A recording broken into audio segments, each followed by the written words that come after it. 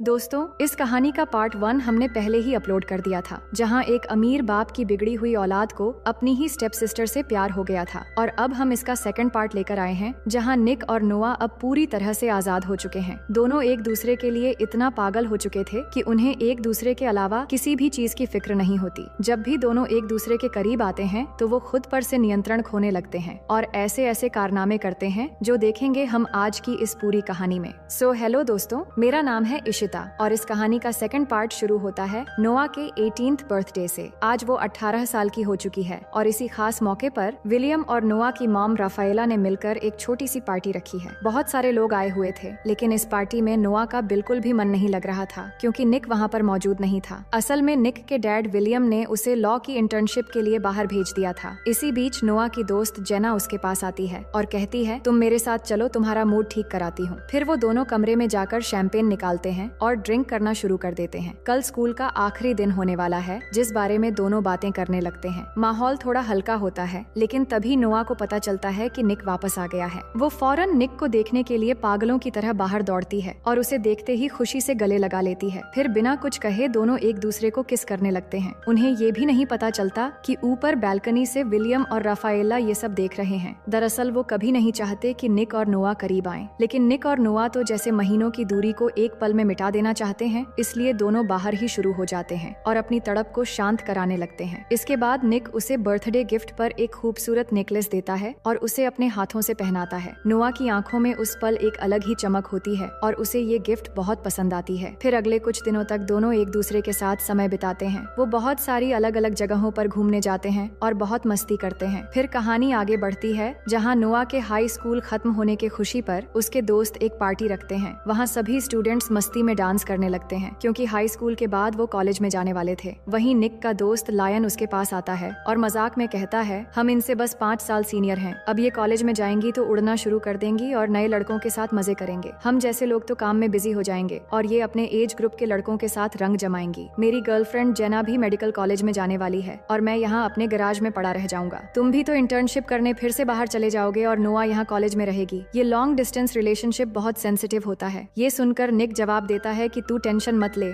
ऐसा कुछ नहीं होगा, हम इनसे कभी दूर नहीं होंगे। फिर अगले दिन स्कूल के कॉन्वोकेशन के बाद नोआ अपने मॉम डैड और निक के साथ स्कूल से लौट रही होती है। रास्ते में वो देखती है कि बहुत सारे पेरेंट्स अपने बच्चों को नई नई कार्स गिफ्ट कर रहे हैं। नोआ हैरान होकर कहती है, ये लोग अपने बच्चों को इतनी महंगी गिफ्ट देकर बिगाड़ रहे हैं। लेकिन तभी उसे पता चलता है कि निक और उसके मॉम डैड ने भी उसके लिए एक शानदार कार खरीदी है। कार देखकर वो बहुत ज्यादा एक्साइटेड हो जाती है, फिर लेने से मना भी करने लगती है, लेकिन निक के कहने पर ये गिफ्ट एक्सेप्ट कर लेती है। इसके बाद निक उसे ड्राइव पर ले जाता है, जहां नोआ इस नए गिफ्ट की खुशी में बहुत तेज कार चलाती है। फिर निक उसे अपना नया घर दिखाने ले जाता है और कहता है, ये घर दादाजी ने मुझे गिफ्ट किया है। अब से ये घर हम दोनों का है और तुम्हें ये जानकर बहुत खुशी होगी कि मैं इंटर्नशिप करने के लिए अब तुमसे दूर नहीं जाऊंगा और यहीं रहकर इंटर्नशिप करूंगा। और बातें करते करते निक उसे किस करने लगता है और दोनों रोमांटिक होकर धीरे धीरे एक दूसरे के करीब आने लगते हैं। उसी दौरान निक कहता है, आज से हम यहीं पर लिविंग में रहेंगे और हमें कोई भी डिस्टर्ब नहीं करेगा। ये सुनकर नोआ चौंक जाती है और उसे लगने लगता है कि निक उसके प्यार के लिए नहीं बल्कि मजे के लिए साथ रहना चाहता है। उसे गुस्सा आ जाता है और वो ये कहकर चली जाती है कि मैं 18 साल की हो चुकी हूँ और लिविंग के बारे में नहीं सोच सकती। इसके बाद रात का सीन देखते हैं, जहाँ पार्टी में निक अपने दोस्त लायन से कहता है, मुझसे गलती हो गई यार, मुझे नोआ से अचानक ये सब नहीं कहना चाहिए था। वो लिविंग के बारे में सुनते ही मुझसे गुस्सा हो गई है। उधर नोआ भी अपनी फ्रेंड जेना से कहती है, मुझे लगा था निक मुझसे प्यार करता है, लेकिन अब उसकी हरकतें सिर्फ एक ही चीज की ओर इशारा कर रही हैं। इन लड़कों के प्यार में पड़ना बेवकूफी से ज्यादा कुछ नहीं है। पर जेना उसे समझाती है कि देखो नोआ, मैं निक को बचपन से जानती हूँ, शायद वो तुम्हें खोने से डर रहा है और मुझे लगता है कि वो आज भी तुमसे उतना ही प्यार करता है। उसकी मॉम उसे छोड़कर चली गई थी, तब से वो सेंसिटिव मामलों में बहुत डरता है। तुम्हें जाकर उससे बात कर लेनी चाहिए। तो जेना की बात सुनकर वो निक के पास जाती है और दोनों नॉर्मल होने की कोशिश करते हैं। फिर अगले दिन नोआ की मॉम उसे हॉस्टल के रूम दिखाने ले जाती है, जहाँ रहकर वो कॉलेज में पढ़ने वाली है। वहाँ पर वो अपनी नई रूममेट के साथ रहेगी, जिसका नाम ब्रायर है। अब इस ब्रायर के पास्ट को लेकर एक छोटी सी कहानी है जो हमें आगे पता चलेगी। दूसरी तरफ निक अपने डैड के ऑफिस में होता है, जहाँ उसके डैड ने उसकी इंटर्नशिप में हेल्प करने के लिए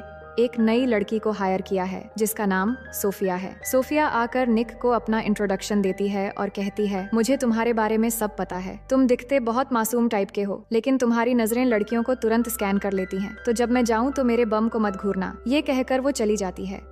इसके बाद हम नोआ और उसकी मॉम को देखते हैं, जहां नोआ की मॉम उसे निक के साथ एक तस्वीर दिखाती है और सीधा सवाल करती है कि तुम दोनों के बीच चल क्या रहा है। तुम्हें अंदाजा भी है कि ये तस्वीर अगर न्यूज में आ जाती तो क्या हो सकता था। तुम्हें ये सब छोड़ना पड़ेगा, नहीं तो लोग यही बोलने लग जाएंगे कि माँ बेटी पैसों के पीछे कितनी गिर चुकी है। लेकिन नोआ एक बात भी नहीं सुनना चाहती। वो जवाब देती है कि हम एक दूसरे से प्यार करते हैं। मैं 18 साल की हो चुकी हूँ और लोग क्या कहते हैं इससे मुझे कोई फर्क नहीं पड़ता। इसके बाद नोआ वापस अपने हॉस्टल में जाती है, लेकिन वहाँ पहुँचते ही देखती है कि यहाँ तो पार्टी चल रही है। मगर ब्रायर नोआ को देखते ही सबको वहाँ से निकलने को कहती है और नोआ को लेकर रूम में जाती है। नोआ का मूड ऑफ देखकर वो उसे रिलैक्स करने की कोशिश करती है और कहती है कि तुम तो 7 दिन बाद आने वाली थी। तो नोआ कहती है कि कुछ भी अच्छा नहीं लग रहा था, इसलिए जल्दी आ गई। फिर ब्रायर बताती है कि मैं भी कभी किसी से प्यार करती थी, लेकिन उसने धोखा दे दिया और अब मैं अकेली ही खुश हूँ। तभी वहाँ माइकल नाम का एक लड़का आता है जो अपनी जैकेट लेने आया था। तो ब्रायर नोआ को उससे मिलवाती है और कहती है कि ये हमारे सामने वाले फ्लैट में रहता है और बहुत ही अच्छा लड़का है। दूसरी तरफ विलियम राफाएला को कॉल करके कहता है, तुम्हारा आइडिया तो काम कर गया। ऑफिस में दोनों के बीच में अच्छी केमिस्ट्री नजर आ रही है। असल में नोआ और निक के बीच दूरी लाने के लिए सोफिया को नौकरी पर रखा गया था और ये सब नोआ की मॉम की प्लानिंग थी। इसके बाद हम देखते हैं कि निक और नोआ निक की बहन मैगी से मिलने जाते हैं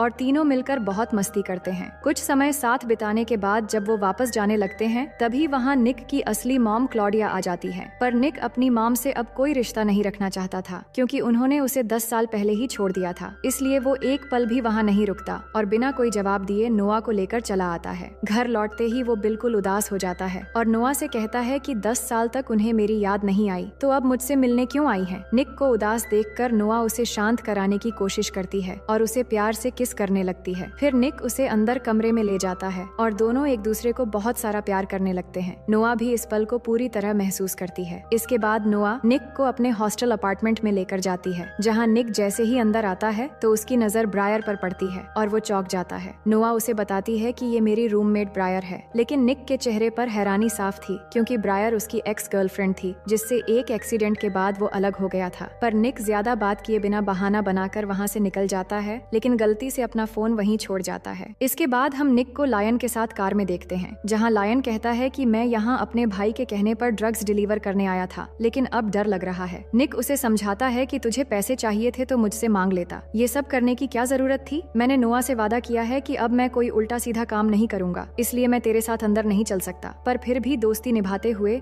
लायन के जाने के बाद वो भी अंदर चला जाता है। वहाँ उनका सामना रॉनी के भाई लूका से होता है, लेकिन तभी हम देखते हैं कि नोआ निक के फोन की मदद से उसी जगह पहुँच जाती है। लूका नोआ को देखकर गुस्से से भर जाता है और कहता है कि तेरी और तेरे बाप की वजह से मेरे भाई रॉनी को जेल जाना पड़ा था। तेरा बाप तो बेरहमी से मारा गया और बदकिस्मती से तू बच गई। ये सुनकर नोआ भी जवाब देने लगती है, जिससे इनके बीच लड़ाई शुरू हो जाती है। लूका के लोग तीनों को मारने की कोशिश करते हैं और बदले में वो भी लड़ाई करते हैं, लेकिन तभी पुलिस पहुंच जाती है और सबको अरेस्ट कर लेती है। इसी दौरान सोफिया केस को हैंडल करके निक और नोआ को छुड़ा लेती है। निक उसे कहता है कि प्लीज ये सब डैड को मत बताना। इसके बाद का सीन थोड़ा सुकून भरा होता है, जहाँ निक नोआ को एक प्यारी सी बिल्ली गिफ्ट करता है। फिर वो दोनों नोआ के अपार्टमेंट में आते हैं और वहाँ नोआ निक के करीब आने की कोशिश करती है। पहले निक मना करता है, लेकिन नोआ कहती है कि ब्रायर अभी बाहर गई है और हमें डिस्टर्ब करने वाला यहाँ कोई नहीं है। ये सुन के निक मान जाता है और दोनों बहुत क्लोज आ जाते हैं और एक दूसरे को प्यार करने लगते हैं। ये सब बस खत्म होने ही वाला था कि ब्रायर वहाँ आ जाती है, जिसे देखकर वो दोनों अनकंफर्टेबल हो जाते हैं और फिर निक को वहाँ से जाना पड़ता है। फिर अगली सुबह निक की मॉम क्लॉडिया नोआ से मिलने हॉस्टल में आती है।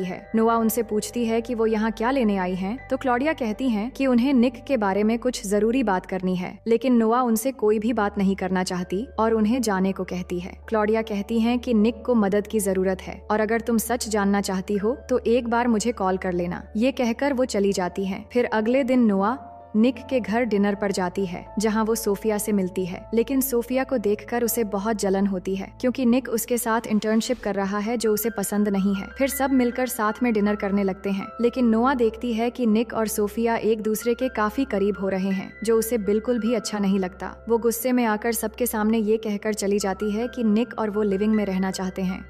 ये सुनकर सब हैरान रह जाते हैं, लेकिन नोआ की मॉम सिचुएशन संभालने के लिए सबको बताती है कि आज ही के दिन नोआ के डैड की मौत हुई थी और तभी से वो रातों में डरावने सपने देखती है, इसलिए कभी कभी ऐसा बर्ताव करती है। इसके बाद निक नोआ के पास जाता है और उससे माफी मांगता है कि वो आज के दिन के बारे में भूल गया था, लेकिन नोआ उस पर नाराज होती है कि तुम मुझसे झूठ बोलकर धीरे धीरे सोफिया के करीब जा रहे हो। तो निक उसे समझाता है कि मेरा और सोफिया का रिश्ता सिर्फ प्रोफेशनल है और मैं सिर्फ तुमसे प्यार करता हूँ। नोआ कहती है कि तुम्हारे डैड तो तुम्हारी शादी सोफिया से करवाना चाहते हैं, तो वो जवाब देता है कि ऐसा कुछ भी नहीं होगा, मैं ऐसा कभी नहीं होने दूंगा और तुम्हें मुझ पर भरोसा करना चाहिए। लेकिन फिर भी नोआ वहाँ से चली जाती है। इसके बाद अगले दिन नोआ क्लॉडिया से मिलने के लिए उसे घर बुलाती है। घर में कोई नहीं था तो वो उसे ड्रायर में रखे कुछ पेपर्स देखने को कहती है। नोआ जब उन फोटोज और डॉक्यूमेंट्स को देखती है तो उसे पता चलता है कि निक के डैड विलियम ने अपनी वाइफ क्लॉडिया पर झूठा इल्जाम लगाकर तलाक लिया था और निक की कस्टडी भी ले ली थी, जबकि सच्चाई ये थी कि निक के डैड पहले से ही नोआ की मॉम के साथ रिलेशन में थे। इसी बीच क्लाउडिया विलियम के रूम में जाकर उसका एक टूथब्रश चुपचाप अपने पास रख लेती है। फिर अगले दिन निक नोआ को मनाने के लिए डिनर पर ले जाता है और अपने हाथ पर बना नोआ के नाम का टैटू दिखाता है। नोआ यह देखकर खुश तो होती है पर कहती है कि तुम्हें ये नहीं करवाना चाहिए था, ये अब हमेशा तुम्हारे साथ रहेगा। इसके बाद दोनों डांस करने लगते हैं, जिस दौरान निक बताता है कि उसे एक केस के सिलसिले में सोफिया के साथ लंदन जाना होगा। तो नोआ कहती है कि ठीक है, मुझे इस पर कोई नाराजगी नहीं है, जिसके बाद दोनों साथ में रात बिताते हैं। अगली सुबह निक और सोफिया लंदन के लिए निकल जाते हैं, जहां निक अपने दादाजी से मिलता है और ब्रायर के बारे में पूछता है। दादाजी बताते हैं कि उस हादसे के बाद ब्रायर 2 साल तक मेंटल हॉस्पिटल में थी और इसमें तुम्हारी कोई गलती नहीं थी,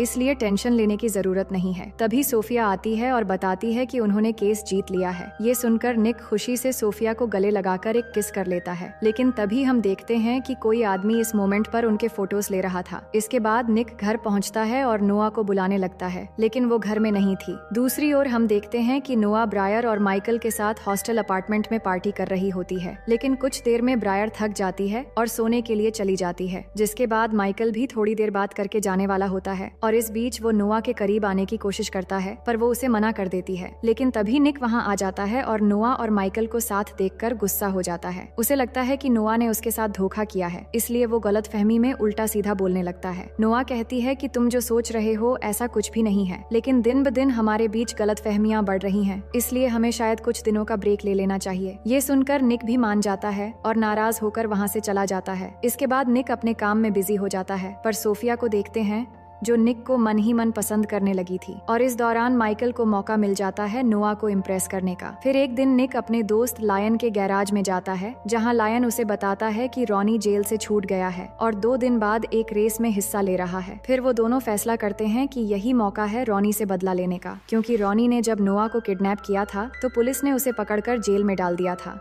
इसके बाद उनके बीच एक भी कार रेस नहीं हुई थी और अब मौका है रॉनी से फिर से बदला लेने का। वो प्लान बनाते हैं कि वो जेना और नोआ को कुछ भी पता लगने नहीं देंगे, क्योंकि उसी रात निक के डैड ने एक सक्सेस पार्टी रखी है, तो वो रेस जीत कर जल्दी से पार्टी में आकर शामिल हो जाएंगे। इसके बाद वो दिन आ जाता है तो निक और लायन रेसिंग होने वाली जगह पर पहुंच जाते हैं, जहां रॉनी और कुछ लड़के भी इस रेस में हिस्सा लेने वाले हैं। लेकिन तभी वहां पर नोआ भी जेना के साथ पहुंच जाती है और निक को पता चलता है कि रेस में वो भी हिस्सा लेने वाली है। इसके बाद एक लड़की आकर रेसिंग का रूल समझाती है कि रेसिंग के बीच अगर पुलिस आ जाए तो इसका जिम्मेदार तुम सब अकेले होगे और रेस पूरी तरह खत्म होने के बाद ही जीतने वाले को उसका पैसा मिलेगा। इसके बाद रेस शुरू हो जाती है और उनके बीच टक्कर का कंपटीशन शुरू हो जाता है। लेकिन इस बीच ब्रायर पुलिस को कॉल करके बता देती है कि यहाँ इल्लीगल रेसिंग हो रही है, तो कुछ देर में पुलिस उनके पीछे पड़ जाती है, मगर सभी रेसर पुलिस को चकमा देकर रेस जारी रखते हैं और उनसे आगे निकल जाते हैं। लेकिन एक पुलिस की कार फिनिशिंग लाइन पर आकर उन्हें रोकने के लिए गन पॉइंट कर देती है। ये देखकर रॉनी को फंसाने के लिए निक और नोआ रॉनी की कार को दोनों तरफ से टक्कर मारना शुरू कर देते हैं और उसकी कार को बीच में फंसाकर पुलिस की कार से एक्सीडेंट करवा देते हैं और अपने दोस्त लायन को रेसिंग में जितवा देते हैं। इसके बाद पुलिस रॉनी को इल्लीगल रेसिंग और पुलिस पर हमला करने के जुर्म में अरेस्ट कर लेती है और बाकी सभी रेसर पुलिस से बचकर वहां से भाग निकलते हैं। इसके बाद वो घर पहुंचते हैं, जहां पार्टी शुरू हो चुकी थी और बहुत सारे लोग आ चुके थे। वहीं नोआ भी ब्रायर के साथ पार्टी में एंट्री करती है और लायन अपनी गर्लफ्रेंड जेना से माफी मांगने लगता है। तो जेना कहती है कि मैं तुमसे बहुत प्यार करती हूँ हूँ, मगर तुम हमेशा पैसों के पीछे भागकर उल्टे सीधे काम करते रहते हो। तो लायन बताता है कि मैंने आज जो रेस जीती है उससे मुझे कोई खुशी नहीं हुई, सबसे ज्यादा खुशी मुझे तुमसे मिलकर होती है। लेकिन जेना उसकी बात नहीं सुनती और वहाँ से चली जाती है। वहीं ब्रायर ने नोआ को उसके और निक के पास्ट के बारे में सब कुछ बता दिया था। फिर निक ब्रायर से कहता है कि उस एक्सीडेंट के बाद तुम्हारे साथ जो हुआ मुझे उसके बारे में कुछ नहीं पता था। तो ब्रायर बताती है कि एक्सीडेंट के बाद तुम मुझे छोड़कर भाग आए थे, मैं प्रेग्नेंट थी और मेरा सब कुछ खत्म हो गया और इन सब के पीछे तुम्हारे परिवार का हाथ था, लेकिन तुमने एक बार भी मुझे ढूंढने की कोशिश नहीं की। इसके बाद ब्रायर किचन से होते हुए बाहर जाती है और अपने साथ निक की मॉम क्लॉडिया को पार्टी में लेकर आ जाती है। अब पार्टी में क्लॉडिया को देखकर सभी लोग हैरान हो जाते हैं। वो सभी से बात करती हैं और सच्चाई बताती हैं कि विलियम ने मुझे रफाएला के लिए तलाक दिया था, क्योंकि उन दोनों में पहले से ही अफेयर चल रहा था और मुझ पर उल्टा सीधा इल्जाम लगाकर निक को मुझसे दूर कर दिया गया। अब इन सब बातों से पार्टी का माहौल खराब न हो, इसलिए वो सब गार्डन में जाकर बात करने लगते हैं। वहाँ विलियम कहता है कि इस परिवार के सारे रास्ते तुम्हारे लिए बंद हो चुके हैं, अब तुम्हें क्या चाहिए। तो वो एक डीएनए रिपोर्ट दिखाकर बताती है कि मेरी बेटी मैगी भी विलियम की ही बेटी है, जो तलाक के बाद पैदा हुई थी, इसलिए तुम्हारी प्रॉपर्टी से उसे भी उसका हक मिलना चाहिए। ये सुनकर विलियम पूछता है कि तुम्हें मेरा डीएनए कैसे मिला। वो बताती है, मैंने तुम्हारे टूथब्रश से तुम्हारा डीएनए लिया और अब तुम प्रॉपर्टी देने से इनकार करोगे तो मैं तुम्हारे खिलाफ केस कर दूंगी। निक पूछता है कि तुम घर में कैसे गई। तो नोआ बताती है कि मैं इनको लेकर गई थी। ये सुनकर निक उस पर बहुत गुस्सा होता है और कहता है कि तुम्हारी वजह से हमारा पूरा परिवार बर्बाद हो गया है। लेकिन नोआ उसे समझाने की कोशिश करती है कि मुझे लगा कि तुम्हारी मॉम वापस सब कुछ ठीक करना चाहती है, पर निक उसकी एक बात भी नहीं सुनता और गुस्से में जाने लगता है। तो नोआ भी उसे समझाने के लिए पीछे पीछे अंदर जाती है, लेकिन निक अंदर जाकर सोफिया को किस करने लगता है, जो देखकर नोआ बहुत ज्यादा दुखी हो जाती है और उसका दिल टूट जाता है।